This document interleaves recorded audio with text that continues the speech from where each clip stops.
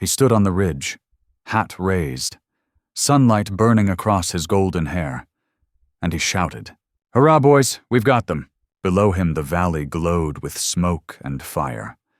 3 miles of native lodges stretched into the horizon.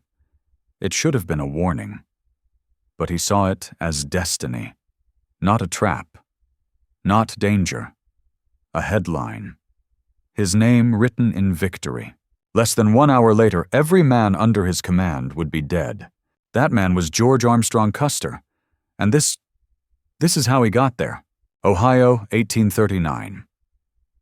Custer was born in a quiet farmhouse in New Rumley, the kind of place no one remembers. But George didn't want to be forgotten. Even as a boy, he was loud, proud, restless. He turned chores into contests, told stories where he was always the hero. He walked like a soldier and dreamed like a king. He didn't want a life, he wanted a legacy. At 17, he entered West Point, and on day 1, he was written up, refusing to get a haircut. That was demerit number 1. By the time he graduated, Custer had 726 demerits, the most in West Point history. One viewer said Custer got written up his first day. He still holds the record. And for contrast, the record for the fewest demerits, 0, is shared by 2 names you might recognize: Robert E. Lee, Douglas MacArthur. Custer graduated dead last in his class. Another viewer summed it up simply. Fun fact: Custer graduated last at West Point, but Custer didn't care. Rules didn't matter. Rank didn't matter. Only glory mattered. And then came his chance. The year is 1861. The Civil War begins. And Custer, full of fire and ambition, leaps into the Union Army. He rides faster, fights harder, leads charges from the front. He wears red scarves, gold buttons, and never hesitates. He survives when others fall, and at just 23, he's made Brigadier General, the youngest in the Union. The press loves him. The soldiers admire him. The public is mesmerized. President Lincoln himself is said to have asked, "Who is that lad with the golden locks?" Custer becomes more than a soldier. He becomes a star. But not everyone was convinced. One viewer shared this. "I did a college paper on Custer, compared every move to Sun Tzu. He got every decision wrong, because Custer's brilliance wasn't strategy. It was speed, instinct, and luck." Older commanders kept him on a leash. One general said if Custer had led without supervision, we'd have lost twice as many battles. Another viewer wrote Custer's success only happened because someone kept him on a short leash. But Custer didn't want a leash. He wanted a legend. And when the war ended, he feared the spotlight would end with it. He was reassigned to the frontier, to fight native tribes, to push westward for the government. To him it felt like exile. No newspapers, no parades, no audience. But the plains weren't empty, and the war wasn't over. It had just changed shape, and soon the fame he craved would return. Only this time it would bury him, because in the next chapter of his life, he would meet a man unlike any he had faced before. A man of vision, of restraint, of prophecy. Sitting Bull, the opposite of everything Custer was, and the only one who truly understood what was coming. Because one man was chasing glory, the other was fighting for his people, and only one of them saw the cost. After the cannons fell silent in the East, Custer found himself far from the headlines. No more photographers, no cheering crowds, just dust planes and orders from Washington to patrol the frontier. It wasn't the war he wanted. It was a different kind of war. One fought with treaties, promises, and lies. In 1868, the United States signed the Fort Laramie Treaty with the Sioux. It gave them full rights to the Black Hills, but only if they agreed to stay on the reservation and stop attacking settlers. On paper it was peace, but everyone knew it was temporary. Most of the Sioux accepted the deal. They were tired, weary from generations of pressure and betrayal. But one man did not sign. His name was Sitting Bull. He was Lakota, a quiet man, measured, spiritual. He believed that every action must follow thought, that patience, not pride, would protect their people. Where Custer rushed toward glory, Sitting Bull sat still. He listened. He dreamed. And when he spoke, others followed. Some said he could see the future. Others said he simply understood the past better than anyone alive. He was not just a war chief. He was a holy man. One night he had a vision, a dream of soldiers falling from the sky, hundreds of them, tumbling like leaves into the camp. When he awoke, he believed it was a sign. The Americans would come, but they would fall. It wasn't just a spiritual warning. It was strategy. Sitting Bull began gathering the Lakota, then the Cheyenne, then others, not into a single army, but into a coalition, nomadic, independent, but united by purpose. One of our viewers left a comment that fits here exactly. They wrote, "I was taught that Custer was the hero, and Indians were the bad people. But the more I've learned, the more that changed. The Indians were fighting for their homes. And we all would do the same. That truth is hard to unlearn, but it's necessary. The Sioux didn't invade. They resisted. They had watched the buffalo disappear, their land vanish, their treaties break, and now even the Black Hills' sacred ground were under threat. Why? Because of gold. Custer himself led the expedition into the Black Hills in 1874. It was disguised as a scouting mission, but everyone knew what they were really looking for, and they found it. Gold. Custer made sure the newspapers knew, too. He posed for photographers, rode his horse with flair, and let the stories fly. Within a year, 15,000 white settlers flooded into the region, every one of them a direct violation of the Fort Laramie Treaty. But Washington didn't stop them. President Ulysses S. Grant looked the other way. In truth, he was waiting for violence, waiting for the Sioux to retaliate, so he could call them hostile. In September of 1875, a final offer was made: sell the Black Hills or lose them. Sitting Bull refused. He said, "The land is not mine to sell. It belongs to my people and to the spirits of our ancestors." In November, Grant issued an ultimatum. All Native Americans who did not report to a reservation by January would be considered enemies. It was an impossible demand. It was winter. Moving meant starvation. Staying meant war. So they chose to stay. They chose to fight. And slowly across the plains, fires were lit. Messengers rode through the night. The vision of falling soldiers began to feel more and more real. One of our viewers wrote, "If your battle plan depends on believing your enemy won't fight, you're in for a painful surprise." That surprise was coming, because far from the White House, far from the newspapers, Sitting Bull and his allies were preparing for what might be their final summer as free people. And in the East, Custer was sharpening his sword, combing his hair, and waiting for his next war. 2 men, 2 visions, 1 battlefield, and only one will be remembered the way he hoped to be. Before George Custer ever saw the Little Bighorn, he had already made a habit of charging ahead without looking back. In the winter of 1868, Custer led the 7th Cavalry to the banks of the Washita River in Oklahoma. There, his scouts discovered a Cheyenne camp. At dawn, he attacked. His men tore through the sleeping village. Over 100 people were killed. Some were warriors, but most were women and children. Custer called it a victory, a glorious success, but it was a disaster in disguise. The village he struck belonged to a chief who had been friendly to the U.S., a man who had kept peace. And now that peace was broken. Worse still, Custer had made a cold calculation. When his second-in-command, Major Joel Elliott, took 20 men to chase fleeing Cheyenne, Custer didn't wait for him to return. He left. He knew the risk, but he didn't want to be surrounded by other Cheyenne villages upriver. So he ordered the retreat. Major Elliott never came back. Days later, scouts found his body, and the bodies of all 20 of his men. Many in the 7th Cavalry never forgave Custer. One of them was Captain Frederick Benteen. He would later say it was a repeat offense. Elliott had been left behind for Custer's glory, and another viewer saw it too. They wrote, "I compared every move Custer made to Sun Tzu's Art of War. He broke every rule. He never should have been given command." After Washita, a quiet war began within the 7th Cavalry. Custer's soldiers respected his bravery, but many feared his pride. Benteen despised him. Major Marcus Reno drank to cope with him. The cracks were forming. But Custer didn't see it. He was too busy chasing another headline. In 1874, Custer was sent to explore the Black Hills. Officially, it was a scouting mission.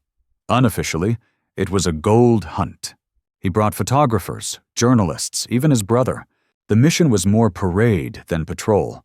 And when gold was found, Custer made sure the public knew it. Soon after, 15,000 settlers flooded into the Black Hills. The treaty signed with the Sioux was ignored. And the government once again looked the other way. President Ulysses S. Grant knew what would happen next. The Sioux would resist. And when they did, the U.S. could label them hostile, then take the land by force. In September of 1875, Washington offered to buy the Black Hills. Sitting Bull refused. He didn't own the land. He protected it. And he would not sell what the spirits had placed in his care. That fall, the order went out. Any Native American who didn't report to a reservation by January would be considered an enemy. It was winter. To move meant death. To stay meant war. They stayed.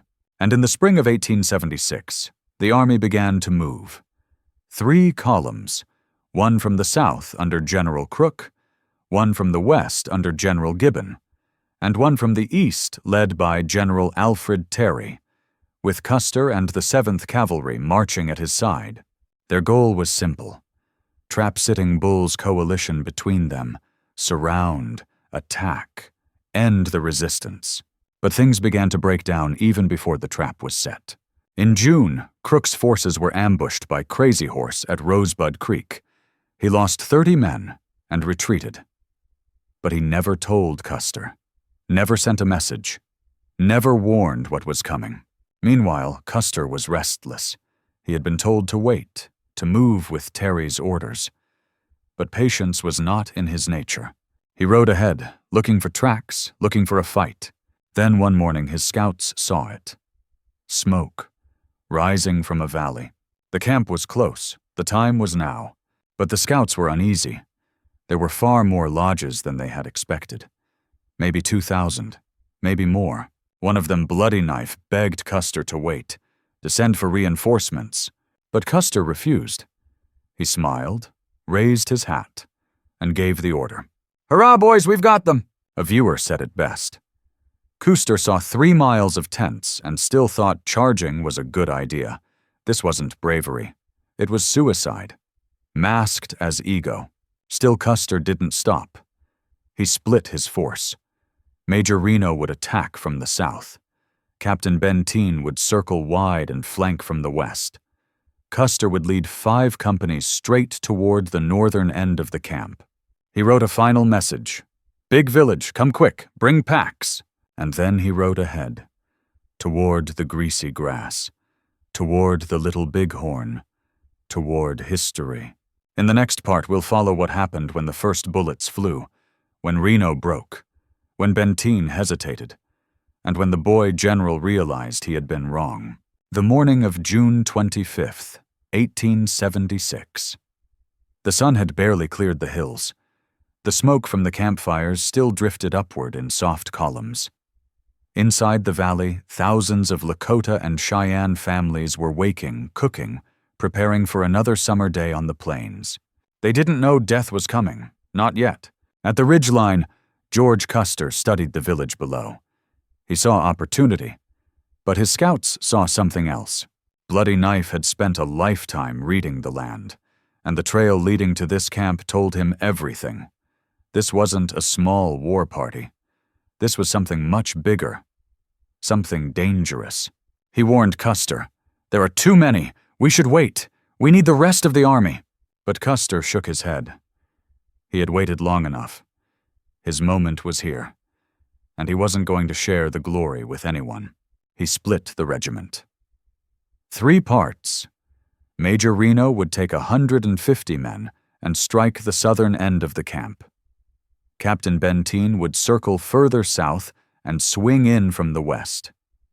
Custer would take the rest, over 200 men, and attack from the north. He gave orders.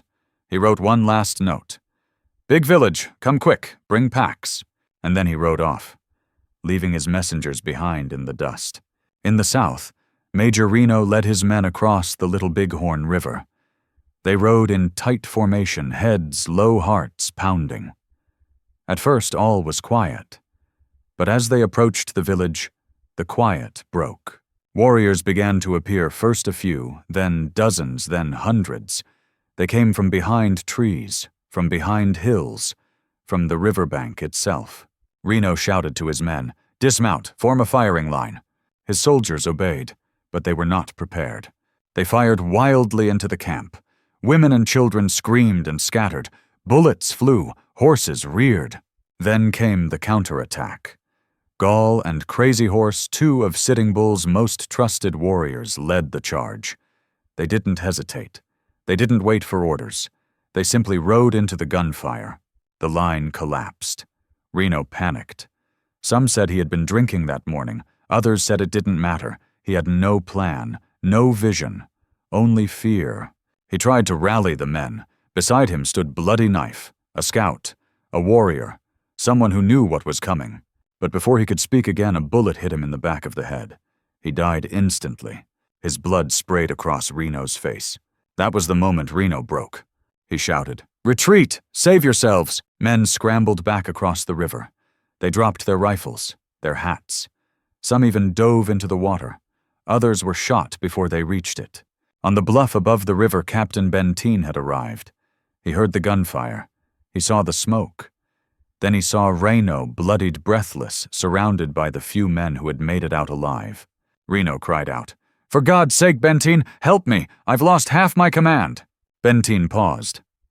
And then he asked the one question no one wanted to answer. "Where's Custer?" No one knew. No one had seen him since the morning. Only the sound of distant gunfire told them he was still fighting. Somewhere, one of Benteen's junior officers begged him, "Let's follow the gunfire. Custer needs us." But Benteen shook his head. He remembered Wachita. He remembered Major Elliott. And he said quietly, "It's another Elliott affair. He's gone off on his own again. And now he's in trouble." So Benteen stayed. For 2 hours. As the sun rose high, as the gunfire in the distance grew louder, then fainter, then silent. During those hours, Custer was fighting for his life, and for the lives of every man who rode with him. But no help came. Only one would survive that hill, and it wasn't a man. One of our viewers remembered it. They wrote sole survivor on that hill was a U.S. cavalry horse named Comanche. Was quite famous. Comanche would live. But Custer and his men would not. In the next part, we return to the northern ridgeline, to Custer's final stand, to the circle closing around him, to the last terrible moments when glory gave way to silence. While Reno and Benteen sat on the ridge, George Custer was facing a storm. He had led his men down from the hills expecting panic, expecting surrender. He had done it before. Ride fast, capture women and children, use them to force the warriors to give up. But this time the warriors didn't run. They gathered, they surrounded, and they charged. Custer reached a rise in the hills. Later, it would be called Calhoun Hill, named after his brother-in-law, Lieutenant James Calhoun. From there, he saw the full scale of the camp, and the full scale of his mistake. He ordered the men to dismount, to form a line, to hold, but they were too few, and the circle was closing. Crazy Horse led the charge. He was young, fearless, and unlike any warrior the Americans had faced before, he moved fast, always from the side, always from behind. The warriors rode in spirals, waves. They didn't stop. Calhoun and his men were the first to fall. They held the southern ridge, but they were overrun. The rest of the soldiers tried to fall back, to reach a second hilltop. It would later be called Last Stand Hill. There, Custer gathered what was left of his men, his brothers Tom and Boston, his nephew, his friends. They made a circle, one man next to another, one bullet at a time. But it wasn't enough. The arrows came from every side, bullets from every angle. The dust turned red. and the screaming stopped. We don't know exactly how Custer died. Some say he was shot through the chest, then again in the head. Others say he stood until the end, still fighting. Later, Sitting Bull would say, "Where the last stand took place, the long-haired chief stood like a sheaf of corn, with all the ears fallen around him." The battle was over. In under an hour, 210 men had died. Not a single soldier in Custer's detachment survived. Only Comanche the horse lived through it. When the shooting stopped, the warriors walked among the bodies. Some were scalped, some were left untouched, some were recognized, and then the camp moved. The Lakota and Cheyenne gathered their people and disappeared into the land they knew better than any army ever would. By the next day, General Terry arrived from the north. He had missed everything. His first question was simple. Where is Custer? They found him on the hill, beside his brother, beside his men. 2 bullet wounds, one to the chest, one to the temple, and no sign of retreat. The news reached Fort Abraham Lincoln on July 6th, just 2 days after America had celebrated its 100th birthday. That week, the country was full of parades, of speeches, of songs about progress and destiny. And then silence. Custer was supposed to be the hero, the symbol of westward triumph, the bright-haired general who would tame the last wild lands. But now he was a warning, a shattered myth, a grave in the grass. Across the nation, people argued. Some blamed Custer for charging in, for ignoring his scouts, for splitting his men. One viewer said it plainly. This wasn't bravery. It was suicide, masked as ego. Others blamed Benteen and Reno for hesitating, for not coming when the note arrived, for sitting on the ridge while Custer died. But very few at the time credited the victory to the warriors who earned it, to the leadership of Sitting Bull, to the courage of Crazy Horse, to the unity of the tribes, because that would mean admitting something harder, that the U.S. had not lost because of a mistake. It had lost because it underestimated the people it came to destroy. Custer had been defeated, but not just by warriors, by vision, by patience, by a people fighting for their home. One viewer wrote, "If you go looking for trouble, you'll probably find it." And Custer did. He found it in the valley of the Little Bighorn. He found it in the eyes of a people who had already lost too much. And in the end, he didn't just lose a battle. He lost the story he wanted the world to tell about him. Because history doesn't always honor the brave. Sometimes it remembers the ones who warned us. And we didn't listen.